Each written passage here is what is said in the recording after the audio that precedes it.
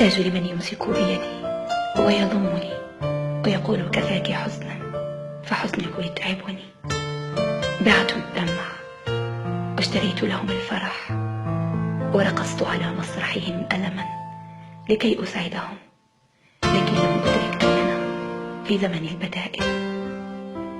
أحقر الرجال هو رجل يبحث عن النساء وبين يديه امرأة أجمل من جميع النساء.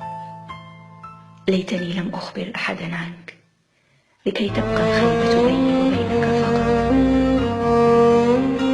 شيء موجع أن تجعل من كان الأقرب إلى قلبك في لائحة الغرباء، والأشد وجعا أن تصطنع الكرة وبداخلك حنين بحجم السماء.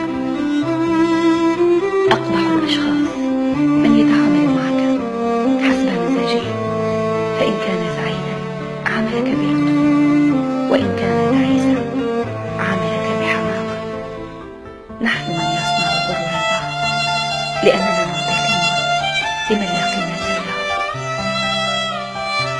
بعض الرجال يعتقدون أن الأنثى تحب الغريب وتعجب بالوسيم، بينما الحقيقة هي تحب من يكون لها أبا وأخا وسندا وتعيش مع من يحترم عقلها. أربع تقتل الأنثى رحيل والديها وتفضيل امرأة عليها وانعدام مستقبلها، وأن تخدع من شخص أحبته. عجبا لأمر الأنثى، فهي أرق ما يمكن، مع ذلك تتحمل ما لا يمكن. الأنثى المتسامحة صبرها طويل وفراقها أطول. يعيبون الرجل حين يعشق أنثى وينسون أن الرفق بهن أعظم رجولة.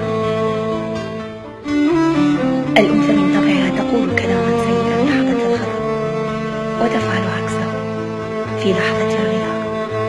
لا يوجد أصفى من قلبها.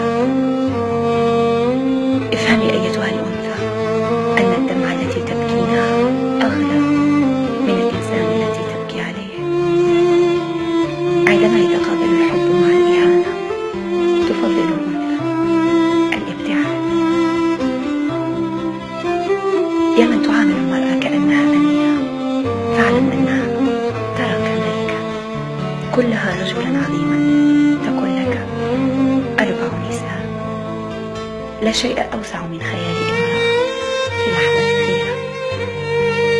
من لم يتزوج فتاة عنيدة ومجنونة وتحب العراق وحنينة وقلبها أبيض مات أحزن. ربما